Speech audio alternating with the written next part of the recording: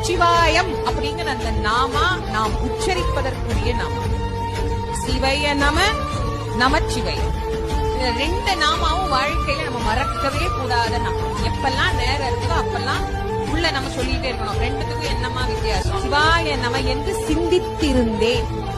நீங்க இந்த ஒரே வார்த்தையில புரிஞ்சுக்கோங்க. சிவாய நம சிந்திப்பதற்குரிய நாமா, நமச்சிவாய சொல்லுவதற்குரிய நாமா. அவ்வளவுதான்.